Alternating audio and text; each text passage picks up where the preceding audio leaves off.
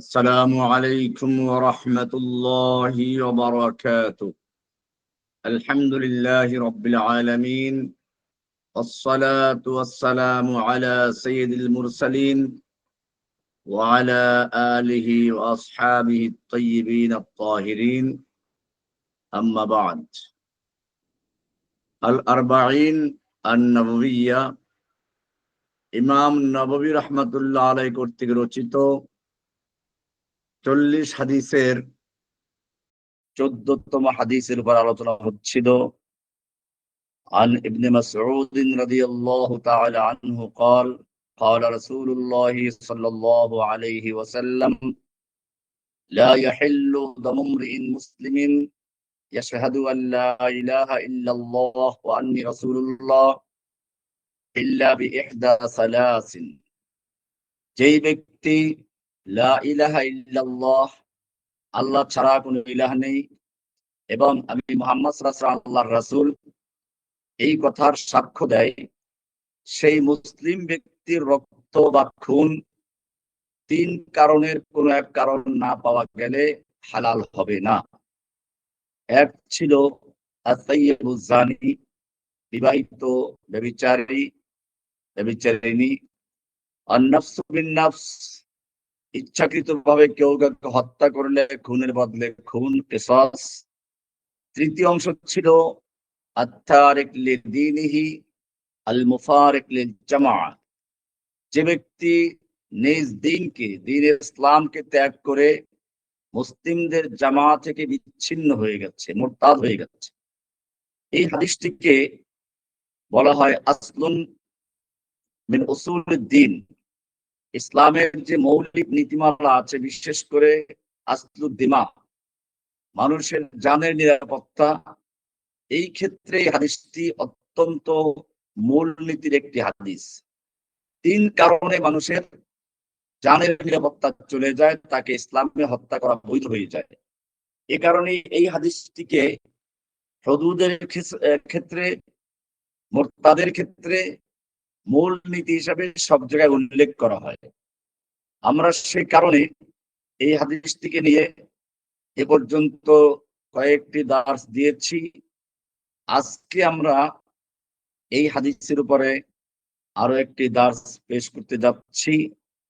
মূলত আত-তারিক লিদ্বীনিহি আল-মুফারিক লিল-জামাআহ, যে নিজের দ্বীন তথা ইসলামকে ত্যাগ করে মুসলিম জামাত থেকে বিচ্ছিন্ন হয়ে যায়, মুরতাদের হুকুমটি অত্যন্ত কঠিন। কারণ একদিকে যে কাফের হয়ে যায় তাকে মুসলিম বলার কোনো সুযোগ থাকে না, অপরদিকে কোনো মুসলিমকে কাফের বললে তাতেও নিজের ইমানের ক্ষতি আছে। এই কারণে আমরা এই হাদিসের উপর ভিত্তি করে উসুলে তাকফির, কাউকে তাকফির করা, কোনো কাফের বলাটা বা কথা বলার পরেও তাকফির করা যায় না, যেগুলোকে মাওয়ানিউত তাকফির বলা হয়। আমরা মূলত সেই বিষয়গুলো নিয়ে আলোচনা পেশ করছিলাম। বিগত আলোচনায় 2টি বিষয় আমরা পরিষ্কার করেছি। একটি ছিল আল উযর বিল জাহাল, দ্বিতীয় ছিল আল উযর বিত তা'ওয়িল। এই দুটো ছিল অত্যন্ত গুরুত্বপূর্ণ। আমাদের সমাজে অনেক বিষয় কুফরি কাজ প্রচলিত আছে, কিন্তু কেউ এগুলোকে কুফরি মনে করে না, না করে আমভাবে কুফরি করেই যাচ্ছে। যেমন গণতন্ত্র একটি কুফরি মতবাদ, একটি স্বতন্ত্র দিন, স্বতন্ত্র জীবন ব্যবস্থা, যার সঙ্গে ইসলামের কোনো সম্পর্ক নেই, যার জন্মই হয়েছে ইসলামের খেলাফত ব্যবস্থাকে ধ্বংস করার জন্য, অথচ সেই গণতন্ত্র শুধু বৈধই মনে করা হয় না, বরং গণতন্ত্রকে ইসলাম কায়েমের জন্য, দিন কায়েমের জন্য একটি মৌলিক পদ্ধতি হিসেবে গ্রহণ করা হয়েছে। এখন কেউ যদি পরিষ্কার থাকে যে গণতন্ত্র একটি কুফরি মতবাদ, তাহলে সে কি এদেশের গণতন্ত্রের সাথে যারা জড়িত সবাইকে তাকফির করবে? আলেম ওলামা, সাধারণ জনতা, তো এই বিষয়গুলো নিয়ে আমরা আলোচনা পেশ করছিলাম যে না, এখানে ওজোর আছে। বিশেষ করে আমাদের এই ভারতবর্ষ কখনোই সরাসরি মুসলিম খেলাফার অংশ ছিল না, হয়তো বিদ্রোহী ছিল, নতুবা স্বতন্ত্র খেলাফত ছিল। মোগলরা এরকম অন্যান্য যারা শাসন করেছে তারা মূলত কেন্দ্রীয় খেলাফতের প্রতিনিধিত্ব করে নাই, বা সম্পূর্ণভাবে কোরআন সুন্নাহ দ্বারা প্রচলিত শাসন ব্যবস্থাও ছিল না। যে কারণে এদেশের মানুষ প্রথম থেকেই কোরআন ও হাদিসের সঠিক জ্ঞান থেকে অনেক দূরে ছিল। তারপরেও যতটুকু ছিল, ইংরেজদের এদেশ দখল করে নেওয়ার পরে একসময় মাদ্রাসা মসজিদ পুড়িয়ে দেওয়া হলো, কোরআন পুড়িয়ে দেওয়া হলো, মসজিদ গুলোকে ঘোড়ার আস্তাবল বানানো হলো, ওলামায়ে কেরামদেরকে গাছের সঙ্গে ফাঁসি দিয়ে ঝুলিয়ে রাখা হলো। আপনারা জানেন ভারতের থানা ভবন, এই থানা ভবনকে কেন্দ্র করে মুসলিমদের একটা স্বাধীন রাষ্ট্র গঠন হয়েছিল, যার আমিরুল মুমিনিন ছিলেন হাজী ইমদাদুল্লাহ মুহাজির মক্কি রাহিমাহুল্লাহ, যার প্রধান বিচারপতি ছিলেন আল্লামা রশিদ আহমদ গঙ্গুহি রাহমাতুল্লাহ আলাইহি, যার সিফা সালার ছিলেন কাসেম নানতবী রাহমাতুল্লাহ আলাইহি, যিনি পরবর্তীতে দারুল উলুম দেওবন্দের প্রতিষ্ঠাতা। এরকম ভাবে একটি ইসলামী রাষ্ট্র তারা গঠন করতে সক্ষম হয়েছিলেন। কিন্তু সবসময় ঘরের শত্রু বিভীষণ কথা আছে, একদল মুনাফিকের, একদল কুচক্রী দালালদের ষড়যন্ত্রের কারণে সেই খেলাফত ব্যবস্থা ধ্বংসের মুখে পতিত হয়। ইংরেজদের আক্রমণে সৈয়দ আহমদ বেরেলভী রহমতুল্লাহ আলাই, হাফেজ দামেন শহীদ রহমতুল্লাহ আলাই শাহাদাত বরণ করেন, এবং আমিরুল মুমিনিন ইমদাদুল্লাহ মুহাজির মক্কি রহমতুল্লাহ আলাই হিজরত করে মক্কায় চলে যান, যে কারণে তাকে মুহাজির মক্কি বলা হয়। কাসেম নানতবী রহমতুল্লাহ আলাই, রশিদ আহমদ গঙ্গুহি রহমতুল্লাহ আলাই, ওনারা আত্মগোপনে চলে যান।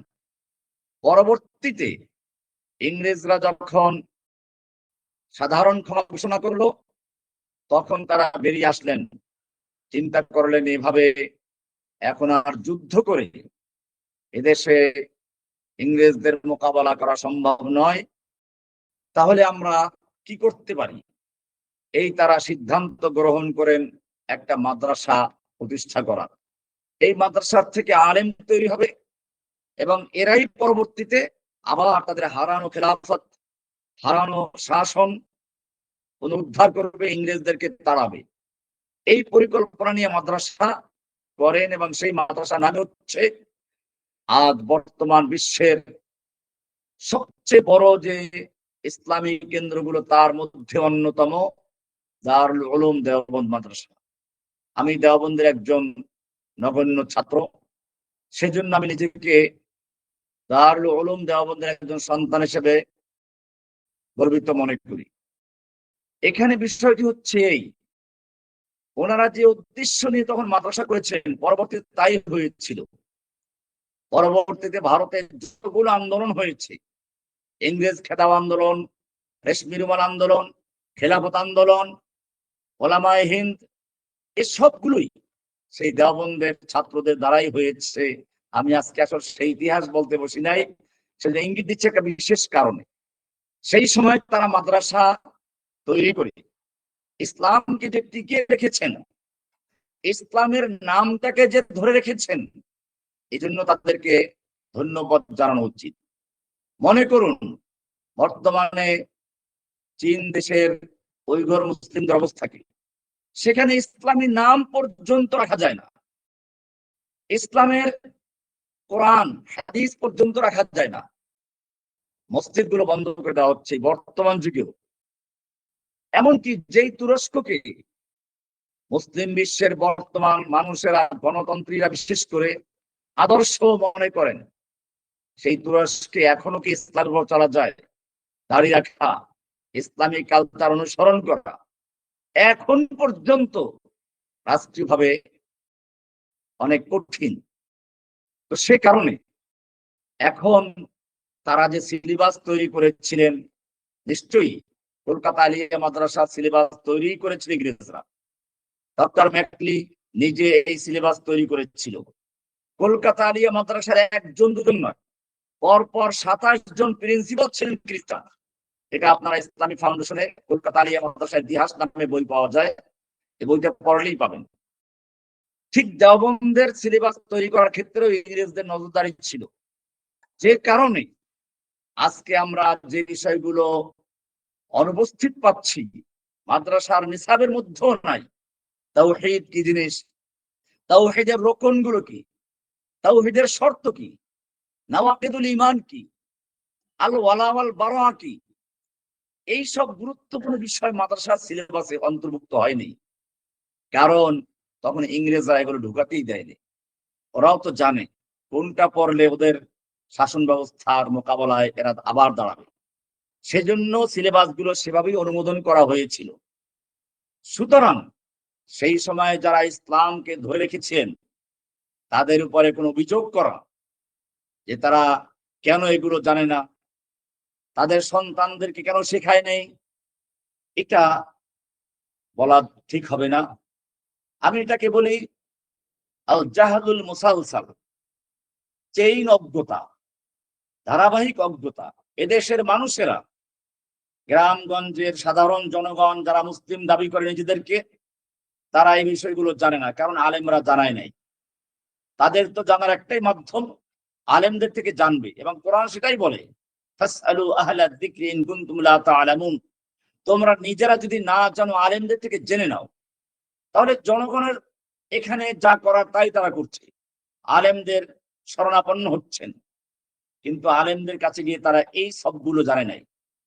তারা যদিও শুনেছে নফি ইসবাতের জিকির, কিন্তু কিসের নফি আর কিসের ইসবাত এইটা তারা পরিষ্কার জানে না। অথচ এটা যদি ক্লিয়ার হতো তাহলে আমাদের আর এই ইমানের তাওহীদের দুই রকম, কুফর বিত তাগুত, ঈমান বিল্লাহ, এত বয়ান করার কোনো প্রয়োজন হতো না। তাহলে জনগণ জানে না কেন? আলেমরা জানায় নাই। আলেমরা জানা নাই কেন? তারা নিজেরাও জানে না, কারণ সিলেবাসে নেই। সিলেবাসে নেই কেন? যারা সিলেবাস তৈরি করেছেন তারা সিলেবাসে অন্তর্ভুক্ত করতে পারেন নাই। কেন পারেন নাই? হাসিনার একটু কুদানি খেয়ে আপনারা ভয় পেয়ে ইসলামে তাবিল করা শুরু করেছেন। আর ওই সময় ইংরেজদের তারা ফাঁকির কাছে ঝুলিয়ে রেখেছে, গাছের সঙ্গে ঝুলিয়ে রেখেছে, মাসকে মাস এক একজন আলেম ফাঁসিতে ঝুলে আছে। ডক্টর টমসন লিখেছে যে দিল্লির চাঁদনি চক থেকে খয়বর পর্যন্ত, এর ট্যাঙ্ক রোড থেকে আর এক শহর পর্যন্ত পুরা রাস্তার দুধারে এমন কোনো গাছ ছিল না যেই গাছের প্রত্যেকটা ডালে ডালে এক একজন আলেমকে ফাঁসিতে ঝুলানো হয়েছিল। ওলামায়ে কেরামদেরকে জীবিত অবস্থায় শুকুরের চামড়ার ভিতরে ঢুকিয়ে ঘোড়ার পায়ের সঙ্গে বেঁধে দিয়ে তারপরে দৌড়ানো হতো। এভাবে নির্যাতন করে করে আলেমদের হত্যা করা হয়েছে। সেই সময় যারা এই মাদ্রাসা তৈরি করে ইসলামকে টিকিয়ে রেখেছেন, আমরা যদি তাদের উপরে অভিযোগ করি তারা কেন উসুলে তাকফির ঢুকায় নাই, কেন নাওয়াকিদুল ঈমানের অংশ ঢুকায় নাই, কেন তারা তাওহীদের দুই রকম প্রকাশ করে নাই, এটা আমাদের জন্য ঈমান ক্ষতিকর বলে গণ্য হবে।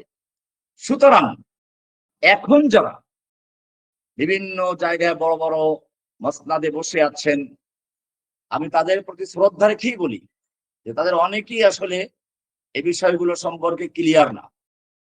কারণ মাদ্রাসার সিলেবাসে এখন পর্যন্ত এই বিষয়গুলো পরিষ্কারভাবে অন্তর্ভুক্ত হয়নি।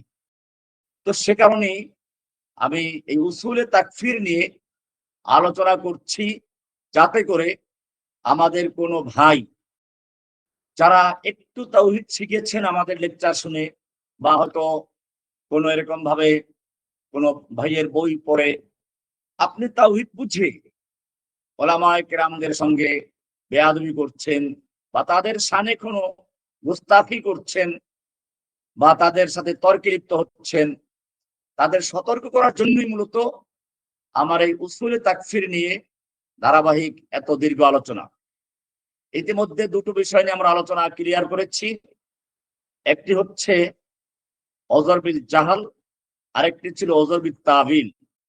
আজকে আমরা আলোচনা করব তৃতীয় ওজর নিয়ে, তা হচ্ছে আল ওজর বিল ইকরাহ। ইকরাহ আরবি শব্দ কারাহা ইয়াকরাহু, এই মূল ধাতু থেকে, মূল মাদ্দা থেকে নির্গত হয়েছে। এর অর্থ হচ্ছে ইজবারুল ইনসান আলা মা লা ইউরিদু বিল কুওয়াতি আও বিত তাহদিদ। ইকরাহ হচ্ছে কোন মানুষকে তার ইচ্ছার বিরুদ্ধে জোর করে কিছু করতে বাধ্য করা, অর্থাৎ মানসিক বা শারীরিক চাপের মাধ্যমে কাউকে এমন কাজ করানো যা সে স্বেচ্ছায় করত না। এমন কোন কাজ করানো যা সে স্বেচ্ছায় করত না, সেরকম কাজ মানসিক বা শারীরিক নির্যাতনের মাধ্যমে, চাপের মাধ্যমে এই কাজ করতে বাধ্য করা, এটাকে বলা হয় ইকরাহ। এটা লিসানুল আরব, আল কামুসুল মুহিত, মুফরাদাতুর রাগিব, এই সব কিতাবে উল্লেখ করা আছে।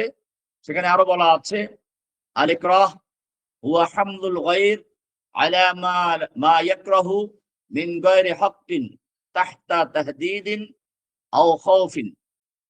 এটা আল মাওসুআতুল ফিকহিয়া আল কুওয়াইতিয়া, এখানে আল ইকরাহ মাদ্দা খুঁজলে আপনি পেয়ে যাবেন।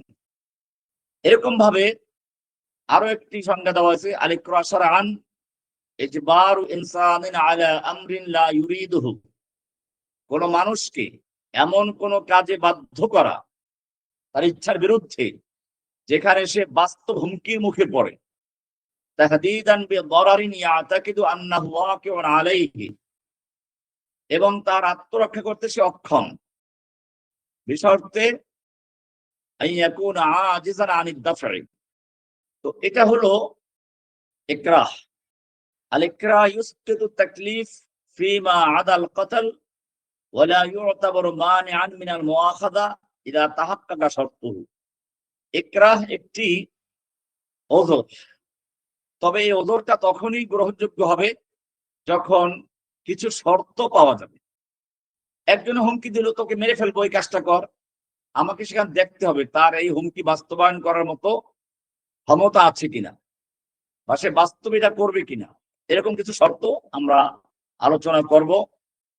কোরআনের সূরা নাহল এর 106 নম্বরে বলা হয়েছে ইল্লা মান উকরিহা ওয়া কলবুহু মুতমাইন্নুম বিল ঈমান।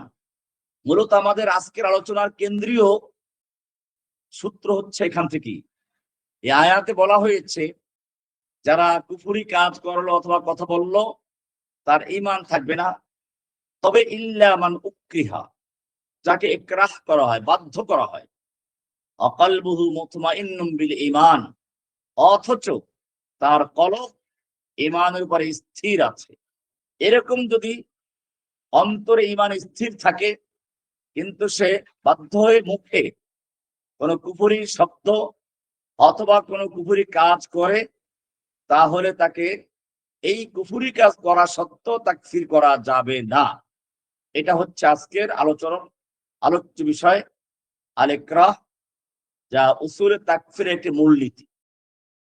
কোন ব্যক্তিকে যদি কেউ জোর করে, এমন কিছু করতে বাধ্য করে যা সে স্বেচ্ছায় করতো না, এটি হচ্ছে ইকরাহ। এটার কয়েকটি শর্ত আছে। 1 নম্বর শর্ত হলো আইয়াকুনা হুনাকা তাহদীদুন হাকীকিয়ুন মিসলুল কতলে আবিদ দরবে আবিদ সিজনে। এমন হুমকি দেওয়া যেটা যে হুমকি দিচ্ছে সে বাস্তবায়ন করেই ছাড়বে, এ ব্যাপারে কোনো সন্দেহ নেই। এবং হুমকিটা এমন হুমকি হত্যা করে ফেলবে অথবা মারাত্মক ধরনের নির্যাতন করবে যা সহ্যের বাইরে, অথবা জেলে ঢুকিয়ে দিবে, এরকম হুমকি হতে হবে। আর যদি বলে দেখো তুই এই কথাটা বল, নইলে তোরে 10 বার কান ধরে উঠবাস করাবো, এরকম হুমকিতে কুফরি কথা বা কুফরি কাজ করা যাবে না। প্রথম শর্ত হচ্ছে হত্যা করা বা চরম নির্যাতন করা অথবা জেলে ঢুকিয়ে দেওয়া, এরকম হুমকি থাকা, দীর্ঘমেয়াদী জেল। এখন তো জেল আবার অনেক স্বল্প মেয়াদী আছে। তো যাই হোক, এটা প্রথম শর্ত। 2 নম্বর শর্ত হচ্ছে এই আইয়াকুনা শাখসু আজিজান আন দাফইল আযা, যাকে হুমকি দেওয়া হচ্ছে সে এই হুমকি প্রতিহত করার ক্ষমতা রাখে না, সে অক্ষম, দুর্বল। 3 নম্বর, আল্লাহ ইউযহিরা আর-রিদা বিল কলব, যাকে হুমকি দেওয়া হচ্ছে বাধ্য হয়ে কুফরি আমল বা কুফরি কথা বলল, সেক্ষেত্রে তার অন্তর ঈমানের উপরে স্থির থাকতে হবে, মনের থেকে সেই কথা সন্তুষ্ট চিত্তে বলতে পারবে না। 4 নম্বর, আল্লাহ ইয়াকুনাল মাসআলাতু মিম্মা লা ইউযারু ফীহি। 4 নম্বর শর্ত হচ্ছে এই, এমন কোন কাজে বাধ্য করা না যে কাজটা কোনো ওজর চলে না। যেমন কাউকে বললো যে তুমি অমুক লোককে হত্যা করো, নিষ্পাপ কোন লোককে হত্যা করার জন্য বাধ্য করো, তাহলে সেক্ষেত্রে আপনার যান বাঁচাতে গিয়ে অমুককে হত্যা করবে, তা হবে না। এরকম ভাবে আহ মৌলিক কোনো বিষয়, কাউকে ধর্ষণ করতে বাধ্য করা, কে খুন করতে বাধ্য করা, এরকম যদি হয়, তাহলে এগুলো যদি কেউ করে ফেলে নিজের যান বাঁচাতে গিয়ে বা জেল থেকে বাঁচতে গিয়ে অথবা চরম নির্যাতনের থেকে বাঁচার জন্য সে কোন নিষ্পাপ মহিলাকে, সতী সাধবী মহিলাকে ধর্ষণ করলো, অথবা কাউকে খুন করলো, অথবা কাউকে গুম করলো। এখন কোন জালিম শাসক বলল অমুক নিষ্পাপ লোকটাকে ধরে নিয়ে আসো, তাকে গুম করো। আপনি পুলিশে চাকরি করেন, আপনি বলেন আমি বাধ্য, চাকরি চলে যাবে, আপনার তো জান চলে যাবে না, কিন্তু আপনি তো আরেকজন আর জানের ক্ষতি করলেন। তো এইরকম ওজোর চলবে না যে দেখেন চাকরির তো একটা ব্যাপার আছে, আমরা বাধ্য, কি করব। এবং এইরকম অজুহাত দিয়ে আজকে এই জুলাই আগস্টের মনে পড়লো যে আপনি চাকরি ঠেকাতে গিয়ে এক স্বৈরাচারী শাসকের হুকুম মানতে গিয়ে নিষ্পাপ স্কুল কলেজ মাদ্রাসার ছাত্রদের বুকে গুলি চালিয়েছেন, আর আপনি বলছেন আমি বাধ্য। কিসের বাধ্য? আপনি আপনি চাকরি রক্ষার জন্য বাধ্য। এই চাকরি বাঁচাতে গিয়ে আপনি একটা নিষ্পাপ শিল্পে গুলি করলেন, আপনি একটা মায়ের বুক খালি করলেন, আপনি একটা সন্তানকে এতিম করলেন, আপনি কাউকে গুম করে চরম নির্যাতন করছেন, অথচ তার মা বাপ ভাই বোন আত্মীয় জানেও না লোকটা জীবিত আছে না মরে গেছে, জানেও না সে ভালো আছে না কষ্টে আছে। এই পরীক্ষাগুলো আমরা দিয়েছি, আমার পরিবার দিয়েছে, আমি বুঝি এটা কত কষ্টের। আমার ছোট ভাইটাকে যখন গুম করা হলো, আমি জেলে, আমার মামলা দেখার জন্য সে ঢাকা আসলো, তার স্ত্রী সঙ্গে ছিল, সদরঘাট থেকে তার স্ত্রী সহ তাকে গুম করা হলো। তার স্ত্রীকে গুলিস্তান নামিয়ে দিয়ে বলা হলো সোজা বরিশাল চলে যাও, আর কোনো খোঁজখবর নেওয়ার চেষ্টা করবে না। গুম করা হলো, 6 মাস পর্যন্ত কোনো খবর নেই। পুলিশ বারবার বিবৃতি দিচ্ছে রহমানী সাহেবের ছোট ভাই আবুল বাশারকে খুঁজে পাওয়া যাচ্ছে না, তাকে ধরার চেষ্টা করা হচ্ছে। ঠিক আমার সঙ্গে একই আচরণ করা হলো যখন হাসিনার শেষ সময় আমার জামিন হলো, হাইকোর্ট থেকে সব মামলার জামিন দিয়ে দিল। আমাকে জেল গেট থেকে তৎকালীন জেল সুপার সুব্রত বালা, ভারতের রয়ের এজেন্ট, সে আমাকে জেল এর অফিস থেকেই হাসিনার দালালদের কাছে তুলে দিল। দিনের দুপুরে, যেখানে জেল গেটের ভিতরে ক্যামেরা আছে, জেল গেটের বাইরে সিসি ক্যামেরা, মূল গেটে ক্যামেরা, এরপরে নিয়ে গেল ডিবির সেই সিডিডিসি ভবনে, সেখানে সামনে ক্যামেরা, যে রুমে আমাকে আয়না করে রাখা হলো সেখানে ক্যামেরা। অথচ প্রচার চালানো হচ্ছে রহমানী জেল থেকে বের হয়ে গেছে, তাকে খুঁজে পাওয়া যাচ্ছে না। আর এইটাকে একদল আইনজীবী, সাংবাদিক, তারা সুন্দর করে প্রতিবেদন তৈরি করলো। কেন তোমরা এত কিছু বের করো, দিনের বেলা একটা লোককে জেল গেট থেকে নিয়ে গেল, তোমরা এটাকে জানো না? এখন যদি এই লোকগুলো ওজোর দেয় যে আমাদের চাকরি বাঁচাবার জন্য রহমানী সাহেবকে গুম করেছি, তার ভাইকে গুম করে হত্যা করেছি, তার গোটা পরিবারকে আমরা জেলে দিয়েছি, তার বাড়ি ঘরগুলো লুট করেছি, এখন পর্যন্ত আমার ঢাকার বাড়িটা একজন দখল করেছে, আমি এখনো হাতে পাইনি। আমার মাদ্রাসা মসজিদ র‍্যাব 2 এর ভিতরে এখনো কবজা করে আছে, কই এখনো ফেরত পাইনি। তাহলে এখন এই যে যারা জুলাই আগস্টে যারা জীবন দিল, যারা বিভিন্ন হাসপাতালে এখনো কারো চোখ নাই, তার কারো পা উড়ে গেছে, কারো চোখ দুটো নেই, স্প্রিন্টার এখনো বুকে নিয়ে শরীরে নিয়ে তারা জীবিত আছে। আপনি এরকম গুলি চালালেন, খুন করলেন, গুম করলেন, অথচ আপনি বলবেন যে আমার করার কিছু ছিল না, আমাদের তো করার কিছু নেই, আমরা হুকুমের গোলাম। কেন আপনি নিজের চাকরি রক্ষার জন্য মানুষের জীবন নিয়ে ছিনিমিনি করছেন? সেজন্য আজকের এই বিষয়টি ভালো করে বুঝতে হবে যে উসুলে তাকফীরের মধ্যে কেউ হুমকি দিল বা বাধ্য করলো, সে বাধ্য করে যদি এমন কোন কাজের জন্য যেই কাজে আপনি নিজেকে বাঁচাতে গিয়ে অন্য কারো জানের ক্ষতি করবেন, অন্য কারো শরীর অঙ্গহানি করবেন, এটা জায়েজ নেই, এটা পরিষ্কার। এই 4 শর্ত যদি পাওয়া যায় তাহলে কেবলমাত্র সেখানে এই কুফরি কাজ বা কুফরি কথা বলা যেতে পারে বা করা যেতে পারে, যদি 4 শর্ত না পাওয়া যায়। এবারে আমরা আসবো ইকরাহ, বাধ্য করা। বাধ্য করা 2 রকম, একটা হচ্ছে আল ইকরাহ আল মুলজি, যেটা বাধ্য করাটা একেবারে কার্যকর করা সম্ভব। এটা হানাফি, শাফি, হাম্বলি, মালিকি সব কিতাবেই এটা উল্লেখ করা আছে। আমরা দেখাবো ইনশাআল্লাহ যে এই ধরনের ইকরাহ যেটা ইকরাহে মুলজি, এটা শরীয়তে ওজর বলে গণ্য হবে। এই ইকরাহে মুলজির কারণে যদি কেউ কুফরি কাজ বা কুফরি কথা বলে থাকে বা কোনো একটা অন্যায় কাজে লিপ্ত হয়, তবে শর্ত হলো অন্য কারো জান ক্ষতি করে, অন্য কোনো বড় ধরনের ক্ষতি করে আপনি নিজে বাঁচার জন্য এই কাজ করলেন, সেটা ওজর বলে গণ্য হবে না। এখন আমরা আসবো আরো ইকরাহে গায়রে মুলজি, যেটা এটা ওজনের গণ্য হবে না।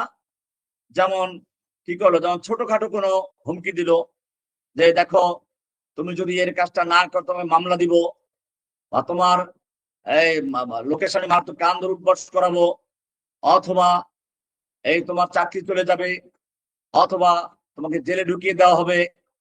তো এরকম যদি ছোটখাটো ভয় দেখানো হয়, এই ভয়ের কারণে আপনি বলবেন যে আমাকে বাধ্য করা হয়েছে, এটা ওজর হিসেবে গণ্য হবে না। এবারে আমরা আলোচনা করব প্রথম শর্ত। বিভিন্ন মাযহাবের কিতাব থেকে আমরা আলোচনা করছি। মাওয়ানে তাকফিরে প্রথম ইকরাহ, এটা আল মুগনি লিইবনে কুদামা, আল ফুরুক লিল কারাফি, আল মাওসুআতুল ফিকহিয়া, তাফসির ইবনে কাসির, তাফসিরে কুরতুবী, তাফসির তাবারি, এই সব কিতাবে উল্লেখ করা আছে যে আইয়াকুনা হুনাকা তাহদীদুন হাকীকিয়ুন বিদরারিন শাদীদিন কাল মাউতি আও বিদ-দারবিশ শাদীদ আও বিস-সিজনিল মুলিম আও কাতিল আওদা। অর্থাৎ ইকরাহ তখনই গ্রহণযোগ্য হবে যখন এমন চরম কোনো ক্ষতি করার হুমকি দেয়, আশঙ্কা থাকে, যেখানে মৃত্যু অথবা কঠিন ধরনের দৈহিক আঘাত করা, অঙ্গহানি করা, অথবা দীর্ঘমেয়াদী জেলে ঢুকিয়ে দেওয়া, অথবা কোনো অঙ্গ প্রত্যঙ্গ কেটে ফেলা, এরকম যদি ভয় দেখানো হয়, সেই ক্ষেত্রে ওজর বলে গণ্য হবে। এটা আল মুগনি, ইবনে কুদামা, আল ফুরুক, আল কারাফিতে উল্লেখ করা আছে। 2 নম্বর শর্ত হচ্ছে আইয়াকুনাল মুকরাহু আজিজান আন দাফইল আযা আবিল হারব। তার মানে হলো আইয়াকুনাল মুকরাহ গায়রু কাদিরিন আলা দিফা আন নাফসিহি, যাকে বাধ্য করা হচ্ছে বা যাকে হুমকি দেওয়া হচ্ছে, সে ব্যক্তি নিজেই হুমকি থেকে বাঁচার ক্ষমতা রাখে না বা পালাতেও সক্ষম না। আউল হুরুব মিনাল মাওকিফ, এখান থেকে পালিয়ে যাবে সেই সম্ভাবনাও তার নেই। আও ইউযান্নু আন্না আদ-দারারা সায়াকাউ আলাইহি কাতআন ইল্লাম ইয়াফআল, এবং সে এটা জানে যে যদি সে কাজটা না করে তাহলে তার উপরে এই শাস্তিটা অবশ্যই বাস্তবায়ন করা হবে, তাহলে এটা ওযর বলে গণ্য হবে। ৩ নম্বর শর্ত, আইয়াকুনা আত-তাহদীদু মুবাশারান শাখসিয়ান লা ইউ'তাবারু ইকরাহু সাহিহান ইল্লা ইযা কানা আত-তাহদীদু মুওয়াজ্জাহান মুবাশারাতান ইলা শাখসি বিনাফসিহি লা ইলা গায়রিহি ওয়ালা কালামান আম্মান। নির্দিষ্ট করে বলে তুমি এই কাজ করে তোমাকে মেরে ফেলা হবে, এবং যে বলছে সে বাস্তবায়ন করার সক্ষম রাখে পরেও হইবে। আর যদি এরকম বলে অমুককে এই কাজ করে তাকে মেরে ফেলবো, তুমিও সাবধান, অথবা আমভাবে বললো এই কাজ যারা করবে তাদেরকে মেরে ফেলবো, এই ভয়ে আপনি ওই কুফরি কাজ করে বসলেন, এটা জায়েজ হবে না। সরাসরি যদি কাউকে বাধ্য করা হয় তাহলেই কেবল সেক্ষেত্রে এই ইকরাহ ওযর বলে গণ্য হবে। ৪ নম্বর শর্ত, আল্লাহ ইউযহিরাল মুকরাহ রিদাল কলব আও তামানিনাতু বিল কুফর। আইয়ুশতারাতু ফি সিহহাতিল উযর আল্লাহ ইয়াকুনাল মুকরাহ রাদিয়ান বিল কলব। বাধ্য করা হলো যাকে কুফরি কাজের জন্য বা কুফরি কথা বলার জন্য, সে অন্তর থেকে এটা সন্তুষ্ট চিত্তে করতে পারবে না, স্বতঃস্ফূর্তভাবে করলে সেটা গ্রহণযোগ্য হবে না, বরং বাধ্য করা হয়েছে তাই করছে। তবে শর্ত হলো ওয়া কলবুহু মুতমাইন্নুন বিল ঈমান, তার অন্তর ঈমান করে স্থির থাকতে হবে। আর শারতুল খামিস, ৫ম নম্বর শর্ত হলো আইয়াকুনাল মুকরাহু মুস্তাররান ওয়া লাইসা লাহু মাখরাজ।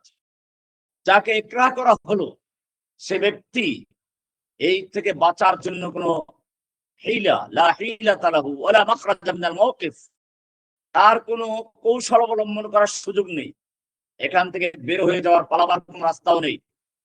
ইল্লা বিল ইস্তিজাবা, তার সেই অবৈধ কাজে সমর্থন দেওয়া ছাড়া, তাহলেই কেবলমাত্র জায়েজ হবে। আল কুরতুবী সূরা তাফসীরে নাহলের সূরা 108 নম্বর আয়াতে তাফসীর দেখতে পাবেন।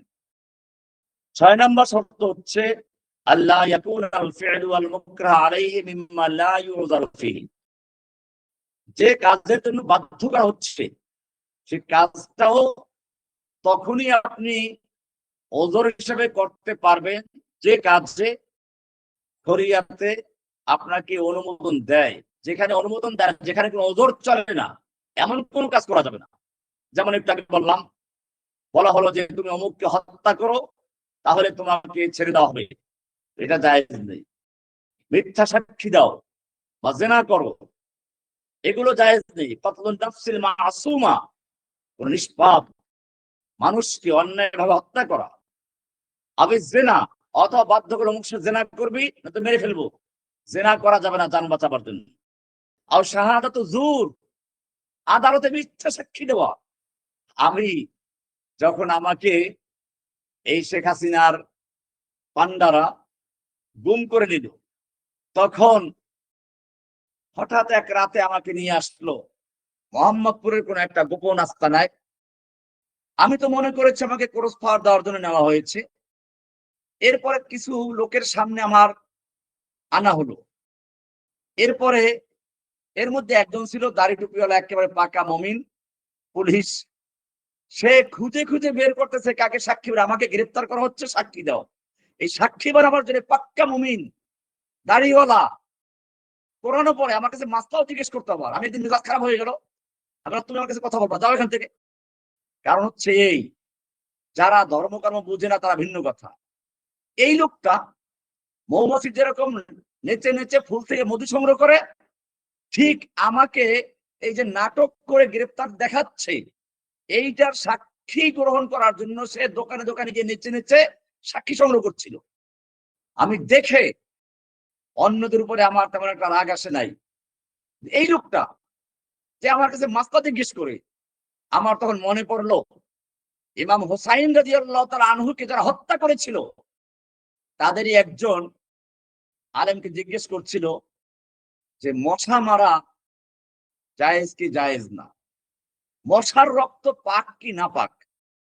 তখন ওই আলেম বলছিলেন যে তোমরা আল্লাহর নবীর নাতি আলী রাদিয়াল্লাহু তাআলা আনহু এবং ফাতেমার কলিজার টুকরা হুসাইন রাদিয়াল্লাহু তাআলা আনহুকে হত্যা করেছো, তার রক্তে নিজের হাতকে রঞ্জিত করেছো, আর এখন জিজ্ঞেস করো মশার রক্ত পাক না পাক? আমাদের সমাজেও এরকম লোক আছে যারা এই মিথ্যা সাক্ষী দেওয়ার জন্য দাড়ি টুপি সব আছে, নামাজ কালামও করে, কিন্তু দেখেছেন হাসিনার যুগে কত লোক মিথ্যা সাক্ষী দিয়েছে, কত পুলিশ দাড়ি আছে টুপি আছে আমাদের অত্যাচার করেছে, চরম জুলুম করেছে। আমি সেগুলো বলতে গেলে অনেক গল্প আসবে। আমি জেলখানার দীর্ঘজীবনে অনেক গল্প আমি বলি না, কারণ এগুলো বলে সময় নষ্ট করা, এই জাতিগুলো বলে লাভ নেই। তো যেটা বলছিলাম, ওজর বলে গণ্য হবে তখনই যখন শুধুমাত্র আপনি যে কাজটা করছেন বা যে কথা বলছেন তা নিজের মধ্যে সীমাবদ্ধ থাকে। কিন্তু যদি আপনাকে বাধ্য করা হয় এমন কোনো কাজ করার জন্য যাতে অন্য একজনের জীবন চলে যায়, অন্যকে হত্যা করতে বলা হয়েছে, অথবা জেনা বিচার করার জন্য বাধ্য করা হচ্ছে, অথবা কারো বিরুদ্ধে মিথ্যা সাক্ষী দেওয়ার জন্য বাধ্য করা হচ্ছে, এরকম সাক্ষী আপনি দিবেন আর বলবেন যে আমরা বাধ্য, হুকুমের গোলাম, আমাদের কি বা করার আছে, আল্লাহর কাছে কিয়ামতের দিন এই জবাব দিয়ে আপনি রক্ষা পাবেন না। এখনো পর্যন্ত সেই মিথ্যা মামলা আমাকে হাজিরা দিতে হচ্ছে, এখনো পর্যন্ত। তাহলে মনে রাখতে হবে এই সমাজের পুলিশ তো সবাই হিন্দু না, অন্য ধর্মের লোক না, এরা এই কোরআন হাদিস বিশ্বাস করার দাবিদার মুসলমান, নামাজ কালামও পড়ে। আবার এই আমরা বন্দী হলে আমাদের কাছে সুযোগ পেলে মাসলা মাসাল জিজ্ঞেস করে, হুজুর আপনাকে পেয়েছি আর তো পাবো না, একটু আমাকে একটু মশলাটা বলে দিবেন কি? হ্যাঁ, ওই লোকটাই বলেছে যে লোকটা আমাকে এই মিথ্যা নাটকের মামলায় গ্রেফতার দেখানোর জন্য দোকানে দোকানে গিয়ে সাক্ষী তালাশ করছিল। মনে রাখতে হবে, কোন কুফুরি কাজে, অন্যায় কাজে বাধ্য করলে এটা তখনই বৈধ হবে যখন এটা অন্য কোনো মারাত্মক অন্যায়ের জন্য বাধ্য করা না হয়। যদি অন্য কারো জান চলে যায় সেক্ষেত্রে ওজর বলে গণ্য হবে না। যদি জেনা করতে বাধ্য করা হয়, আপনি জেনা করলেন না, এটা চলবে না। আপনাকে মিথ্যা সাক্ষী দেওয়ার জন্য বাধ্য করলো, আপনি বাধ্য হলেন আর বললেন যে আমি তো চাকরি রক্ষার জন্য করেছি, হুকুমের গোলাম, এইসব ওজর আপনি কিয়ামতের মাঠে আলিমুল গায়ব আল্লাহর সামনে পেশ করার জন্য তৈরি থাকুন। যাই হোক, আমরা আজকে আলোচনা করছি ইকরাহ, বাধ্য করা।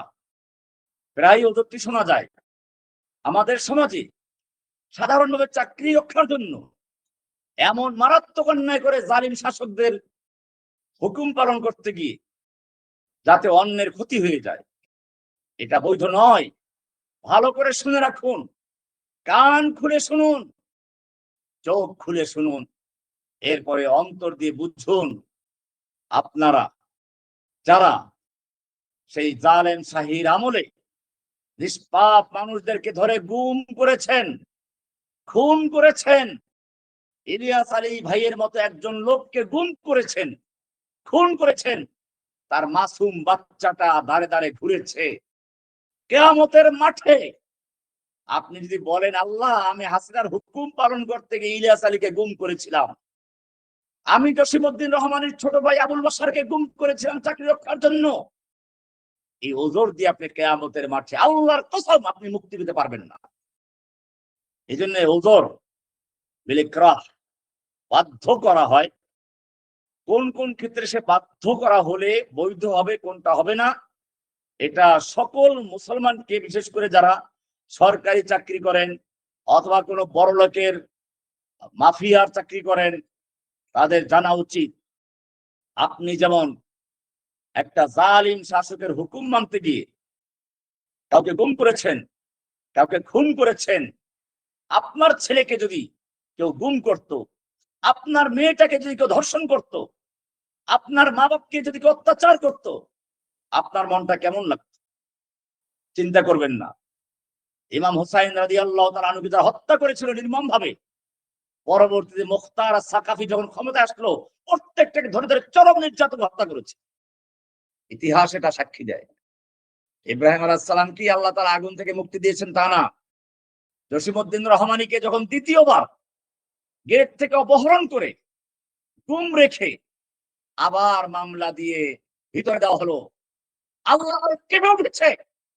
দীর্ঘ এক যুগ পর্যন্ত কারাগারে থাকার পরেও সম্পূর্ণ অন্যভাবে মিথ্যা আনসারুল্লাহ বাংলা টিমের প্রধান দেখিয়ে যখন 11 বছর পর্যন্ত কারাগারে রাখা হলো, এরপরে হাইকোর্ট থেকে জামিন পাওয়ার পরে মুক্তি পেল, জেল গেট থেকে যখন গুম করে আবার তাকে মামলা দিয়ে জেলে দেওয়া হলো, আমি দেখেছি জেলখানার প্রত্যেকটা কারারক্ষী, কারা পুলিশের পর্যন্ত চোখে পানি এসেছে, বন্দীগুলোর চোখে পানি এসেছে। আল্লাহর আরশ কেঁপে উঠেছে। আল্লাহ তাআলা, যে আল্লাহ তাআলা নমরুদকে, ইব্রাহিম আলাইহিস সালামকে মুক্তি দিয়ে নমরুদ ধ্বংস করেছিলেন, যে আল্লাহ তাআলা ইউসুফ আলাইহিস সালামকে মুক্তি দিয়েছিলেন, সে আল্লাহ রাব্বুল আলামিন আরেকবার দেখিয়ে দিলেন। যে আল্লাহ তাআলা মূসাকে মুক্তি দিয়েছিলেন, ফেরাউনকে চুরিয়ে মেরেছিলেন, আরেকবার দেখিয়ে দিলেন যে যত বড় জালিম হাসিনাকে বাংলাদেশ থেকে উৎখাত করে জসিমউদ্দিন রহমানকে আবার মুক্ত করে দেখিয়ে দিলেন আমরা জীবিত আছি। সে আল্লাহ এখনো জীবিত আছে, সে আল্লাহ এখনো শক্তিশালী আছে। সুতরাং যারা চাকরির রক্ষার জন্য অন্যের উপর অত্যাচার করো, জুলুম করো, আর বলো যে আমরা কি করার যাচ্ছে, আমরা হুকুমের গোলাম, তারা ভালো করে শুনে রাখো। আমি কারাগারে অনেক ভালো ভালো কারারক্ষী পেয়েছি, আলহামদুলিল্লাহ সব বেশিরভাগই ভালো পেয়েছি। 2-4টা পেয়েছি যারা সরকারের 5-6টা গোলাম ছিল। পুলিশের মধ্যেও আমি অনেক ভালো পুলিশ পেয়েছি। আমি সেই গল্প করতে গেলে অনেক সময় লাগবে, কিন্তু বেশিরভাগ পুলিশের মধ্যে ছিল স্বৈরাচারের 5-6টা গোলাম। একই কথা বলতো, মাপ চাইতো কি, হুজুর আমাদের কি করার আছে, আমরা তো বাধ্য, বোঝেনি তো চাকরি রক্ষা করার জন্য কাজটা করছি। আল্লাহর কাছে জবাবদেহি করার জন্য প্রস্তুত হয়ে যাও। আল্লাহর কাছে জবাবদেহি করার জন্য প্রস্তুত হয়ে যাও। আল্লাহর গজব পড়েছে আমার মামলার সঙ্গে যারা জড়িত, আমি জেনেছি এখন পর্যন্ত আল্লাহর গজবে অনেক ধ্বংস হয়ে গেছে। হয়তো কোনো কঠিন রোগ আক্রান্ত হয়েছে, নতুবা কোনো কঠিন ভাবে অ্যাক্সিডেন্ট করে মারা গেছে, নতুবা এখনো ধুকে ধুকে মরতেছে। ইনশাআল্লাহ আমি আল্লাহর কাছে ফরিয়াদ করি, রব্বুল আলামিন তুমি যেভাবে জালিম হাসিনাকে দেশ থেকে বিতাড়িত করে আমাকে মুক্তি দিয়েছো, আমার মামলার সঙ্গে যারা জড়িত, যে পুলিশ কর্মকর্তা, যে পুলিশ কর্মচারী এই মামলাগুলো সাক্ষী হয়েছে, মামলার বাদী হয়েছে, আল্লাহ তুমি এইগুলোকে ধরে ধরে মানুষের সামনে ল্যাংচা করে ছাড়ো, উলঙ্গ করে ছাড়ো। ওদের চাকরি, ওদের সন্তান, ওদের মামলা সবগুলো যেন দুনিয়ায় দেখে যায় যে কত বড় জালিমদের তারা 5টা গোলামি করেছে। আল্লাহর গজব কত বড় হতে পারে। ওদের জন্য কোনো ক্ষমা নাই, ওদের জন্য ক্ষমা নাই। যারা জুলাই আগস্টে নেচে নেচে স্কুল কলেজ মাদ্রাসার কোচি বাচ্চাদের বুকে গুলি চালিয়েছে, ওদের জন্য ক্ষমা নাই। যারা আবু সাঈদের সম্প্রসারিত বুকের উপরে গুলি চালিয়েছে, ওদের জন্য ক্ষমা নাই। যারা ইলিয়াস আলীর মতো একজন নিরীহ ভদ্র মানুষের বুকে গুলি চালিয়েছে, ওদের জন্য ক্ষমা নাই। যারা আমার পুরা পরিবারকে, বংশকে জেলে ঢুকিয়েছে, যারা আমার ছোট ভাইকে নির্যাতন করে করে হত্যা করেছে, আমাকে পঙ্গু করে দিয়েছে, ওদের জন্য ক্ষমা নাই। যারা এদেশের হাজার হাজার মানুষকে মিথ্যা মামলা দিয়ে, জঙ্গি বানিয়ে বিদেশি প্রভুদেরকে খুশি বানাবার চক্রান্ত করেছে, নাটক করেছে। আমি স্পষ্ট বলতে চাই, বাংলাদেশে আনসারুল্লাহ বাংলা টিম নামে কোন দলের অস্তিত্ব কখনো ছিল না, এখনো নাই। এটা সম্পূর্ণভাবে ভারতের রয়ের সাজানো একটা নাটক ছিল, মূলত পশ্চিমা দেশগুলোকে দেখানোর জন্য যে বাংলাদেশের আলেম ওলামাদেরকে, মুসলিম যুবকদেরকে ঠ্যাঙ্গানোর জন্য আমার মতো হাসিনার মতো জালেমেরই প্রয়োজনের, অন্য কেউ পারবে না, আমাকে ক্ষমতা রাখো। এবং এই নাটক দিয়ে সে দীর্ঘদিন পর্যন্ত টিকে ছিল বটে, কিন্তু যখন পশ্চিমা দেশগুলো তার এই শয়তানি চক্রান্ত বুঝতে পেরেছে। যখন তারা বুঝতে পারলো রহমানি কোনো জঙ্গি লিডার নয়, যখন তারা বুঝতে পারলো এদেশের স্কুল কলেজ মাদ্রাসা নিরীহ ছেলেগুলোকে জেলখানায় পুরেছে মিথ্যা জঙ্গি নাটক সাজিয়ে, তখনই তারা এই জালেম শাহীর উপর থেকে হাত সরিয়ে নেয়। সুতরাং আমি বলবো, সরকারের যারা চাকরি করেন আর বলেন যে আমাদের কি করারই বা আছে, উপরের নির্দেশ জেনে রাখবেন। কোন উপরের নির্দেশ? আপনার উপরে যে উপরের নির্দেশ, আপনি যে উপরের নির্দেশে কাজ করছেন তার উপরেও একজন আছেন, তার উপরেও একজন আছেন যিনি মহান আরশের মালিক, সাত আসমান ভেদ করে লৌহ কলম ছেদ করে যিনি সব কিছু প্রত্যক্ষ করছেন, তিনিও তো উপরে আছেন। তুমি কার উপরের দোহাই দিচ্ছ? কত উপরের দোহাই দিচ্ছ? এটা ভালো করে জেনে রাখবেন। আমরা আলোচনা করছিলাম ওজর বিল ইকরাহ, বাধ্য করা হলে পরে শরিয়াতের নিষিদ্ধ কোনো কাজ করা যাবে, কি কি শর্তে করা যাবে, কি শর্তে করা যাবে না, সেই বিষয়ে আলোচনা করছিলাম। আল ইকরাহ এটা শরিয়াতের যেসব ক্ষেত্রে অনুমোদন আছে তাও আপনি গ্রহণ করা জরুরি নয়। আপনাকে অনুমোদন দেওয়া হলো যে আপনি এই বিশেষ পরিস্থিতিতে কুফরি কালেমা উচ্চারণ করলেও অথবা কুফরি কোনো কাজ করা সত্ত্বেও তাকফির করা যাবে না, কাফের হবেন না, কিন্তু এটা যদি না করে আপনি টিকে থাকেন তাহলে সেটার জন্য আপনি বরং আল্লাহর কাছে পুরস্কারই পাবেন। এখন আমরা আলোচনা করব ইকরাহ দুই ধরনের। একটা হলো ইকরাহ রুখসাতে শারঈয়া, এটা শরীয়তের একটা অনুমোদন, ওয়ালাইসাত আযীমা, এটা কোনো বাধ্যতামূলক গ্রহণ করতে হবে বিষয়টা এমন নয়। যেমন মনে করুন আমরা সাহাবীদের জীবনীতে দুই রকম লোক দেখতে পাই, কেউ এই অনুমোদন গ্রহণ করেছেন, কেউ গ্রহণ করেন নাই। আমরা এজন্য বলবো ইকরাহ যেটা বাধ্য করা হলে পরে আপনি সে অন্যায় কাজ করতে পারবেন, অনুমোদন আছে, গ্রহণ করতে হবেই বিষয়টি এমন নয়। এ ব্যাপারে আমরা বিভিন্ন ওলামায়ে কেরামদের মতামত পেশ করছি।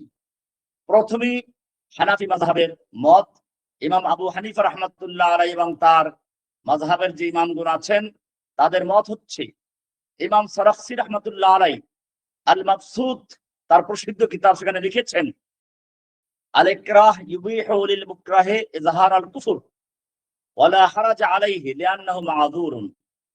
ইকরাহ মানে বাধ্য করা, এটার কারণে সে কুফরি কথা বা কুফরি কাজ প্রকাশ করতে পারে, এতে তার গুনাহ হবে না, কারণ তাকে বাধ্য করা হয়েছে, সে মাযুর। ইমাম কাসানি রাহমাতুল্লাহ আলাইহি বলেন, বাদায়ুস সানায়ে কিতাবে লেখা রয়েছে, ইয়াজুযু লিল মুকরাহি আন ইয়াখুযা বিস রুখসা ওয়া ইন সাবারা ফাহুয়া মা'জুর। যাকে বাধ্য করা হলো সে যদি অনুমতি হিসেবে গ্রহণ করে, শরীয়তে নিষিদ্ধ কাজটা করে ফেলে জান রক্ষা করে, তো ঠিক আছে, এটা অনুমোদন আছে। কিন্তু যদি সে নিজের অবস্থানে অটল থাকে ফাহুয়া মা'জুরুন, সে অবশ্যই আল্লাহর কাছে বিশাল পুরস্কারের অধিকারী হবে। বাদায়ুস সানায়ে কিতাব উল্লেখ করা আছে। এরকম ভাবে হানাফি মাযহাবের আরো কিতাব উল্লেখ করা আছে, ইয়াজুজুল আখযু বিহা লাকিন লাউ সাবারা হাত্তা কুতিলা ফাহুয়া আলা ফাদিলাতিশ শাহাদা। বাধ্য করা হলে এই কুফরি কাজ বা কুফরি কথা বলা যাবে, কিন্তু যদি কোনো ব্যক্তি এই রুখসাত গ্রহণ না করে অটল থাকে, শাহাদাতে মৃত্যু নসিব করে, তা সে শহীদ বলে গণ্য হবে। এক্ষেত্রে আল্লাহর কাছে তার বিশাল পুরস্কার রয়েছে। মালিকি মাযহাবের প্রসিদ্ধ কিতাব আয-যাখিরা সেখানে উল্লেখ করা আছে, আর রুখসাতু ফিল ইকরাহি আলাল কুফরি জায়েজাতুন বিল ইজমা। এরকম আরো বলা হয়েছে, ইবনে রুশদ বলেন, আল মাকরু মুকরাহু মাযুরুন ওয়া ইয়াজুযু লাহু আন ইয়াতালাফফাযা বিমা লা ইয়াতাকিদুহু। বিদায়াতুল মুজতাহিদ প্রথম খণ্ডের 365 নম্বর পৃষ্ঠাে বলা আছে, যাকে বাধ্য করা হলো তার জন্য কুফরি কথা বা কাজ মুখে উচ্চারণ করা জায়েজ, তবে অন্তরে ঈমানের উপর স্থির থাকতে হবে এই শর্তে। শাফি মাযহাবের ইমাম নববী রাহমাতুল্লাহ আলাইহি লেখেন, ইয়াজুযু লাহুল আখযু বিরুখসাতে ওয়াইন সাবারা ফাহুয়া আফদাল ওয়ালাকিন লা ইয়াজিবু আলাইহি সাবর। যদি কোনো ব্যক্তি এই রুখসাত বা এই যে বাধ্য করা হলে পরে সে অন্যায় কাজ করার জন্য অনুমতি পাবে, এটা গ্রহণ করতে পারে, কিন্তু যদি অটল থাকে তাহলে তার জন্য উত্তম। রাওদাতুত তালিবিন 10 নম্বর খণ্ডের 64 নম্বর পৃষ্ঠা। হাম্বলি মাযহাবের ইবনে কুদামা রাহমাতুল্লাহ আলাইহি লিখেছেন, ইদা উকরিহা আলাল কুফরি ফালাহু আন ইয়াতাকাল্লামা বিকালিমাতিল কুফর। যদি কাউকে কুফরির জন্য বাধ্য করা হয়, সে কুফরি করতে বা কুফরি কথা বলতে পারবে বা কুফরি কাজ করতে পারবে, ওয়ালা ইসমা আলাইহি, তার গুনাহ হবে না। ওয়াইন সাবারা, কিন্তু যদি সে ওই কুফরি কাজ বা কুফরি কথা না করে অটল থাকে, হাত্তা কুতিলা, এবং তাকে এই জন্য হত্যা করে দেওয়া হয়, ফালাহু আজরুশ শুহাদা, তাহলে সে শহীদদের মর্যাদা লাভ করবে। আমরা এবার দেখব রাসূল সাল্লাল্লাহু আলাইহি ওয়াসাল্লামের যুগে সাহাবায়ে কেরামদের মধ্যে অনেক সাহাবীরাই ছিলেন যারা বাধ্য করা হলেও তারা সেই রুখসাত না নিয়ে ঈমানের পরীক্ষায় অটল থেকেছেন এবং তারা জান দিয়েছেন। সেসব সাহাবায়ে কেরামদের ইতিহাস আমরা দেখব যে আল্লাহর রাসূলের সাহাবীরা কত কঠিন পরীক্ষার পরেও তারা সেই কুফরি কাজ বা মুখে কুফরি উচ্চারণ করা থেকে বিরত রয়েছেন, আল্লাহর কাছে পরিষ্কার হয়েছেন। আপনারা জানেন, এই যে নিকট অতীতে যখন ইরাক সিরিয়ায় প্রথম মুসলিমদের উপর আক্রমণ চলে, তখন একটি শিশু, এটা হালাব অথবা ইদলিবের কোন একটা এলাকায়, যা পুরা দুনিয়ার মিডিয়ার মধ্যে প্রচার হয়েছে, সেখানে একটা ছোট বাচ্চা যার বয়স 12 বছরের কম ছিল, যখন তাকে সেই নুসাইরি শাসকের জালিম সৈনিকেরা গ্রেফতার করে তাকে বাধ্য করেছিল, তুমি বলো লা ইলাহা ইল্লাল্লাহর পরিবর্তে লা ইলাহা ইল্লা বাশার, লা ইলাহা ইল্লা বাশার। এই বাশার ছাড়া কোনো, বাশার সেই তৎকালীন সিরিয়ার যে প্রেসিডেন্ট ছিল, লা ইলাহা ইল্লাল্লাহর পরিবর্তে লা ইলাহা ইল্লা বাশার বলার জন্য তাকে বাধ্য করা হচ্ছিল, কিন্তু বাচ্চা সরাসরি জোরে জোরে চিৎকার করে বলছিল লা ইলাহা ইল্লাল্লাহ, লা ইলাহা ইল্লাল্লাহ। এরপরে তাকে বলা হলো আল মাউতু লি মুহাম্মদ, মুহাম্মদ ধ্বংস হোক, এ কথা বলো। ছেলেটা বলো যে বলতে হবে আল মাউতু লি মুহাম্মদ ওয়া আশা হাফেজ, হাফেজ আল আসাদ বেঁচে থাকুক, মুহাম্মদ ধ্বংস হোক। ছেলেটা বলেছিল লা মুহাম্মদ রাসূলুল্লাহ লান আকুলুহা উক্তুলি, মুহাম্মদ আল্লাহর রাসূল, আমি বলতে পারবো না আল মাউতু লি মুহাম্মদ, আমাকে মেরে ফেলো, আমি তারপর বলতে পারবো না। আমার সামনে আমার একটা পরিস্থিতি হয়েছিল, আমি ওই পুলিশগুলোকে বলেছিলাম যে আমাকে মেরে ফেলো, গুলি করো। তখন ওই যে বললাম যে দাড়ি টুপিওয়ালা মৌলবী লোকটা, সে বললো আরে আপনি মেরে ফেলার জন্য বলছেন, আত্মহত্যা করার জন্য বলছেন।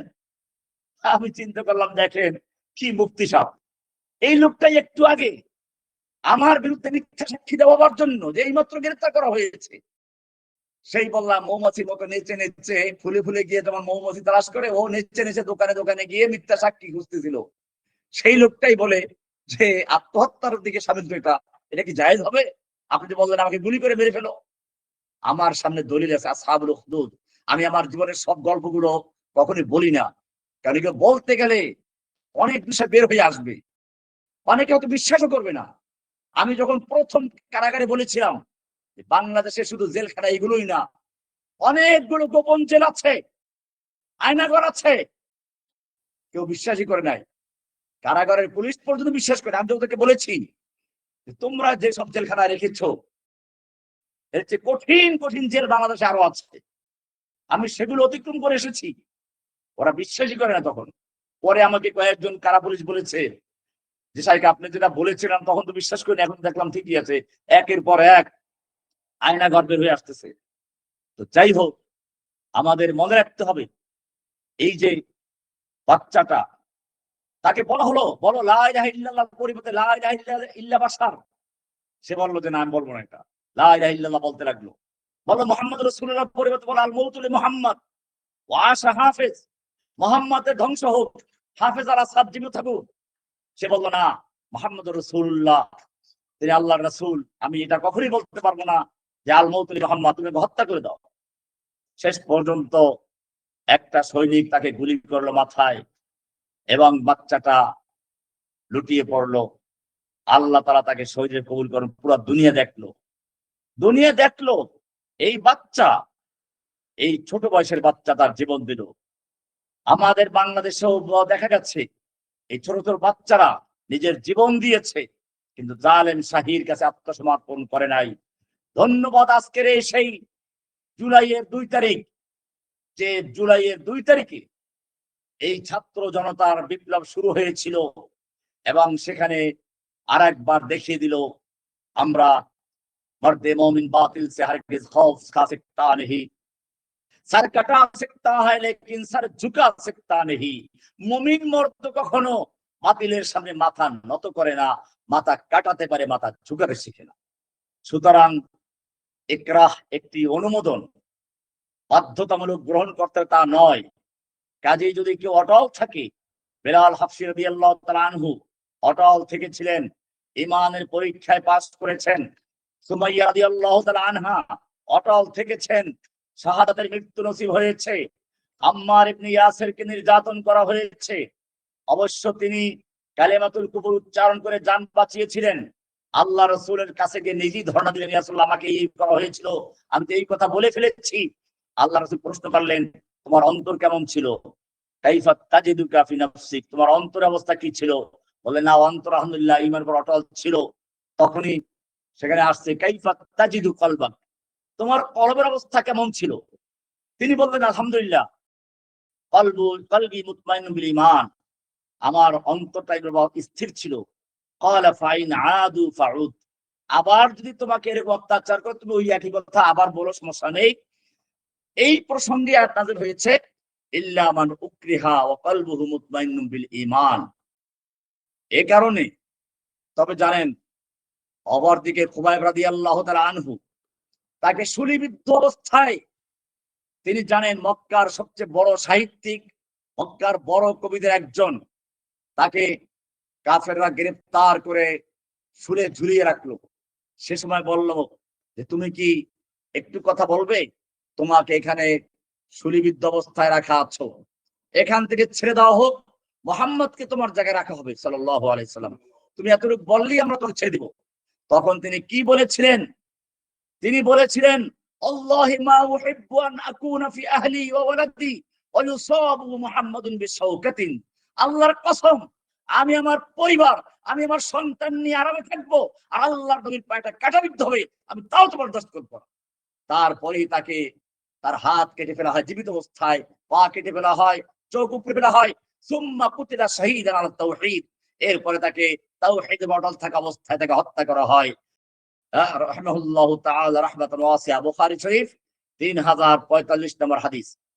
এরকম ভাবে সুমাইয়া রাদিয়াল্লাহু তাআলা আনহা, তাআনাহা আবু জাহল বিহারবাতিন ফি কুবুলিহা, আবু জাহল তার লজ্জাস্থানে বর্ষা দিয়ে আঘাত করলো।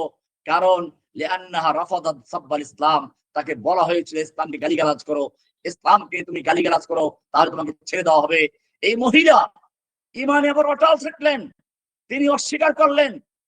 এরপরে ফাঁকা তাকে হত্যা করা হলো, লজ্জাস্থানে বর্ষা আঘাত করে হত্যা করা হলো। ফাকানাত আফদালু শাহীদাতিন ফিল ইসলাম, ইসলামের প্রথম শাহীদা, ইসলামের জন্য প্রথম যিনি জীবন দিয়েছেন, তিনি হচ্ছেন সুমাইয়া রাদিয়াল্লাহু তাআলা আনহা। ইমাম আহমদ বিন হাম্বল রাহমাতুল্লাহ আলাইহি খলকুল কোরআনের মাসআলার কারণে তাকে কোড়া দিয়ে, চামড়ার সেই দড়রা দিয়ে পিটানো হতো, তাকে জেলে মৃত্যুর ভয় দেখানো হতো, চরম নির্যাতন করা হতো। তাকে বলা হলো লাকা রুখসা, বাধ্য করা হলে তো বলা যায় জান বাঁচাবার জন্য তো এটা অনুমোদন আছে। ইকরাহ, যাকে বাধ্য করা হয়, সে তো কুফরি কথা বলতে পারে, আপনি বলুন না, অসুবিধা কি, জান বাঁচা। তিনি বলেছিলেন, ইন সাকাতু ওয়া সাকাতান নাস ফামাতা ইযহারুল হক, আমি যদি খামোশ থাকি, সত্য বলার থেকে চুপ থাকি, অন্য আলেমরাও সবাই জান বাঁচাইয়া চলে গেল, ফামাতা ইযহারুল হক, তার সত্য কিভাবে প্রকাশ পাবে? ইমাম আহমদ বিন হাম্বল রাহমাতুল্লাহ আলাইহি দাঁড়িয়ে গেলেন, তিনি বাতিলের সামনে মাথা নত করলেন না। তার ঐতিহাসিক কথা, ইন সাকাতু ওয়া সাকাতান নাসু, আমিও যদি চুপ থাকি আর সব লোকেরা চুপ থেকে জান বাঁচিয়ে গেল, ফামাতা ইযহিরুল হক, সত্য কি করে প্রকাশ পাবে, সত্য কি করে বিজয় লাভ করবে। সাবারা ওয়া সাবাতা, তিনি সবর করলেন, অটল থাকলেন। ওয়ারাফা আল্লাহু যিকরাহু ফিল আলামিন, আল্লাহ তাআলা তার জিকিরকে গোটা বিশ্বের সামনে আজ পর্যন্ত সমুন্নত রেখেছেন। সিয়ারু আলামিন নুবালা এই কিতাবের 11 নম্বর খণ্ডের 241 নম্বর পৃষ্ঠায় ইমাম আহমদ হাম্বল রাহমাতুল্লাহ এই ঘটনাগুলো পাবেন। এমনি ভাবে সাহাবী হুযাফা আব্দুল্লাহ ইবনে হুযাফা আস-সাহমি রাদিয়াল্লাহু তাআলা আনহু, যাকে রোমের বাদশা গ্রেফতার করলো এবং তারপরে তাকে বলা হলো যে দেখো, তুমি যদি খ্রিস্টান হয়ে যাও আমার রাজত্বের অর্ধেক তোমাকে লিখে দেওয়া হবে, আমার সুন্দরী মেয়েটা তোমার কাছে বিবাহ দেওয়া হবে, গ্রহণ না করলে ওয়াল্লাহি ওয়া ইল্লা লা আকতুলান্নাক, আমি তোমাকে হত্যা করব। তিনি শেষ পর্যন্ত অস্বীকার করে গেলেন। ফাহাদ্দাতাহু বিল হারাকি সুম্মা বিযাইতিল মুগলা, তাকে পুড়িয়ে ফেলার হুমকি দেওয়া হলো। জ্বলন্ত ফুটন্ত তেলের ভিতরে তার একজন সঙ্গীকে ফেলে দেওয়া হলো। বলা হলো যে তুমি এখনো এই ধর্ম গ্রহণ না করো, তোমাকে কিন্তু আগুনে নিক্ষেপ করা হবে এবং তোমাকে এরকম তেলে ভুনা করা হবে। তার সামনে তার একজন সাথী জীবন্ত অবস্থায় গরম তেলের ড্যাগের ভিতরে রোস্ট হয়ে গেল। এটা মুরগি রোস্ট না, এটা জীবন্ত মানুষের রোস্ট। দেখতেছেন আর বুঝতেছেন আমার পরিণতি এটাই হবে। তারপরে তাকে বলা হলো, উনি মাথা নত করেন নাই।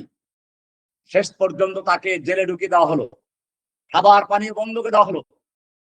এরপরে যখন ক্লান্ত হয়ে গেলেন, একটা সুন্দরী নারীকে ঢুকিয়ে দেওয়া হলো, আর খাবার দেওয়া হলো মদ এবং শুকরের মাংস দিয়ে রান্না করা দামি সুগন্ধযুক্ত খাবার, পোলাও, বিরিয়ানি, এরকম তৎকালীন সময় মূল্যবান কোনো খাবার। আমরা হলে কি করতাম? জান বাঁচাবার জন্য ফরজ। ইমাম সাহাবী হুযাফা আব্দুল্লাহ ইবনে হুযাফা আস-সাহমি রাদিয়াল্লাহু তাআলা আনহু, তাকে জানিয়ে দেওয়া হলো, এটা উদ্দেশ্য পরীক্ষা করা, জানিয়ে দেওয়া হয়েছিল এটা শুকরের মাংস, এটা মদ। দেখুন, একটা হচ্ছে স্বাভাবিক অবস্থায় যান বাঁচাবার জন্য এগুলো খাওয়া যায়, আর একটা হচ্ছে যখন চ্যালেঞ্জ হয়, তখনও ফুকাহায়ে কেরাম কিতাব লেখেন নাই, ফতোয়ায়ে শামী লেখা হয় নাই, আল মুগনি কিতাব লেখা হয় নাই, কোন ফতোয়ার কিতাব ছিল না। কিন্তু সাহাবায়ে কেরাম আল্লাহর নবীর ইউনিভার্সিটির ছাত্র, আল্লাহর নবীর বিশ্ববিদ্যালয়ের ছাত্র, মসজিদে নববীর সুফফার ছাত্র, তিনি বুঝতে পারলেন তৃষ্ণায় মৃত্যুর আগে যান বাঁচাবার জন্য মদ হালাল হতে পারে, কিন্তু এখন তো স্বাভাবিক অবস্থা না, চ্যালেঞ্জের সম্মুখীন। রং সম্রাট দেখতে চাই আমি কতটা অটল থাকতে পারি, মুহাম্মদ সৈনিকেরা কতটা অটল থাকতে পারে। হে আল্লাহ, আমি মরে গেলেও আমি এগুলো পান করবো, আমি এই খাবার খাবো না। তিনি খান নাই। যখন ডাক্তার বললো যে আমি যদি না খাবার দেওয়া তাহলে সে আর বাঁচবে না, তখন তার সামনে বলা হলো এটা হালাল খাবার, এটা খেতে পারো। তিনি খেলেন। তাকে বের করে আনা হলো, বলা হলো এখনো আমি আমার অঙ্গীকারে অটল আছি, আমার রাজত্ব তোমাকে লিখে দিব, আমার মেয়েকে তোমার কাছে বিবাহ দিব, শুধু তুমি খ্রিস্টান হয়ে যাও, ইসলাম ত্যাগ করো। শেষ পর্যন্ত রাজি হলেন না। বাদশা দেখলো এই লোকটাকে, এত অটল একটা মানুষ, নিজের নীতির উপর অটল, তাকে আমি মারতে চাই না। বলল আচ্ছা ঠিক আছে, তুমি আমার কপালে চুমো খাও। শেষ পর্যন্ত বললো। উনি বললেন ঠিক আছে, আমি চুমো খেতে পারি দুইটা শর্তে। এক হচ্ছে তোমার কপালের উপর একটা কাপড় থাকবে, তারপর চুমো খাবো। দ্বিতীয়ত এই শর্তে আমাকে শুধু না আমার সকল সঙ্গীদেরকে ছেড়ে দিতে হবে। বাচ্চাটি যেন চাকর উত্তর রাজি হইল, কিছু একটাই সম্মান তো রক্ষা পেল, ছেড়ে দিল। আপনারা জানেন খবর মদিনায় পৌঁছে গেল। ওমর রাদিয়াল্লাহু তাআলা আনহু মদিনার বাইরে সাহাবীদেরকে নিয়ে চলে আসলেন এবং সকলকে বলে দিলেন তোমরা আব্দুল্লাহ ইবনে হুযাফার সকলেই তার কপালে চুমু খাও। যাই হোক, বিষয়টা আমি বলছিলাম, এরকম সাহাবায়ে কেরামরা যুগে যুগে পরীক্ষা দিয়েছেন, উত্তীর্ণ হয়েছেন। তারা রুখসাত নেন নাই, তারাও জানতেন জান বাঁচাবার জন্য এরকম জায়েজ আছে, কিন্তু তারা কেউ গ্রহণ করেন নাই। বোঝা গেল ওযর বিল ইকরাহ, যদি কোন অন্যায় কাজে, অপরাধের কাজে অন্যায় কথা বলার জন্য বাধ্য করা হয়, তাহলে উপরোক্ত শর্ত সাপেক্ষে জায়েজ আছে, কিন্তু যদি সেই শর্ত, সেই অনুমোদন, সেই রুখসাত গ্রহণ না করে অন্যায় কাজে বাধ্য করা হলো, সেই অন্যায় কাজ বা কথা না বলে যদি কোনো ব্যক্তি ঈমান অটল থাকে, এটাই হচ্ছে আজিমত, এটাই হচ্ছে সাহাবায়ে কেরামদের আদর্শ। আমরা দেখি কোরআনে বলা আছে, ইউসাব্বিতুল্লাহুল্লাযীনা আমানু বিল কওলিস সাবিতি ফিল হায়াতিদ দুনিয়া ওয়া ফিল আখিরাহ। যারা ঈমানদার, ঈমান এনেছে, আল্লাহ তাদেরকে অটল রাখেন কওলি সাহাবাতের মাধ্যমে, শাহাদাতের বাণীর মাধ্যমে, দুনিয়ার জীবনেও আখিরাতের জীবনেও। আমরা তার জ্বলন্ত প্রমাণ দেখলাম এই নিকট অতীতে। সেই ছোট বাচ্চা যে যাকে বারবার বলা হলো লা ইলাহা ইল্লা বাশশার, সে বলল লা ইলাহা ইল্লাল্লাহ, বলো আল মাউত লি মুহাম্মদ ওয়া আশা হাফেজ, সে বলল মুহাম্মদ রাসূলুল্লাহ, আমার গুলি করে দাও। গুলি করা হলো, জীবন দিল। আল্লাহ এই বাচ্চাকে দিয়ে দেখিয়ে দিল। আর আমরা সামান্য জিনিসের জন্য শরীয়তের বড় বড় পরিভাষাগুলো পরিবর্তন করে ফেলি, জায়েজ করার চেষ্টা করি। জেনে রাখবেন, দুনিয়ায় হয়তো আমাদেরকে আমাদের বিরোধিতা করা সহজ, দুনিয়াতে আমাদের বিরুদ্ধে আপনি জবাব দিতে পারবেন। আপনাদের জনসংখ্যা বেশি আছে, লোকবল বেশি আছে, আমাদেরকে বিভিন্ন ট্যাগ লাগিয়ে জেলে ঢুকাতে পারবেন, কিন্তু আল্লাহর কাছে কি জবাব দিবেন? এই সামান্য যে এখন এটা করলে জেলে চলে যাব, এটা করলে এটা হবে, এটা হবে, সেই জন্য শরীয়তের এক একটা মৌলিক পরিভাষাকে পর্যন্ত আমরা পরিবর্তন করে ফেলি।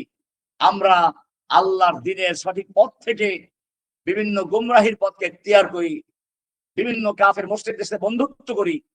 এগুলোর থেকে আমাদের বেঁচে থাকা উচিত। আল্লাহ সুবহানাহু ওয়া তাআলা আমাদেরকে এই ওযর বিল ইকরাহ অর্থ কি এবং কোন কোন ক্ষেত্রে এটা ওযর বলে গণ্য হবে, কোন ক্ষেত্রে হবে না, সেই বিষয়গুলোকে ভালো করে উপলব্ধি করা, বুঝার তৌফিক দান করুন। আমিন। ওয়া সাল্লাল্লাহু তাআলা আলা নবিয়িনা মুহাম্মদ ওয়া আলা আলিহি ওয়া সাহবিহি আজমাইন।